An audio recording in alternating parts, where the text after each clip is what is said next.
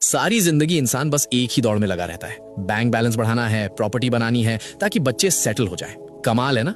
हम उस दौलत के लिए मेहनत करते हैं जो हमारे मरने के बाद हमारे ही बच्चों के दरमियान झगड़े और फसाद की वजह बन जाती है।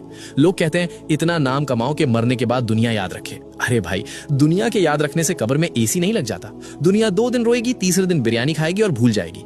असली इन्वेस्टमेंट वो नहीं जो बैंक में पड़ा है, बल्कि वो है जो आपके जाने के बाद भी आपके खाते में करेंसी यानी नेकियां भेजता रहे। अब जरा हकीकत सुनिए और गौर फरमाइए।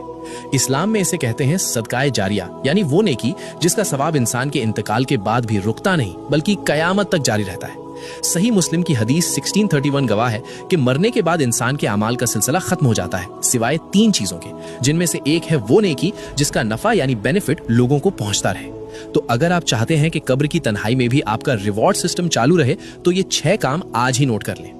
कुरान पाक, किसी को कुरान मजीद तोहफे में दे। जब जब वो पढ़ेगा हर हर्फ पे आपको सवाब मिलेगा। व्हील चेयर, किसी अस्पताल में मरीजों के लिए व्हील चेयर डोनेट कर दें। जब तक कोई लाचार या बीमार उसे इस्तेमाल करेगा आपका खाता चलता रहेगा। मस्जिद की तामीर में हिस्सा लें, ईंट रख दें या पंखा लगवा दें, ये अल्लाह का घर है, यहाँ इन्वेस्टमेंट कभी डूबती नहीं। पानी का इंतजाम, कोई कुआं खुदवा दें, बोरवेल लगवाएं या किसी पब्लिक जगह पे वाटर कूलर रख दें। जब भी कोई इंसान, परिंदा या जानवर अपनी प्यास बुझाएगा आपकी रूह को ठंडक मिलेगी। दरख्त, एक पौधा लगा दें। जब भी कोई उसके साए में बैठेगा या उसका फल खाएगा वो आपके लिए सदका बन जाएगा। और छठा रास्ता जो इन सब में सबसे आसान है वो है इल्म फैलाना, जैसे कि अभी आप ये पैगाम सुन रहे हैं। याद रखिए, कब्र का अंधेरा बहुत खौफनाक है। वहां कोई दोस्त, कोई रिश्तेदार, कोई बैंक बैलेंस काम नहीं आएगा। वहां सिर्फ यही छोटी छोटी नेकियां चिराग बनकर जलेंगी। मौत का कोई कैलेंडर नहीं होता, बुलावा कभी भी आ सकता है, इसलिए इंतजार मत कीजिए।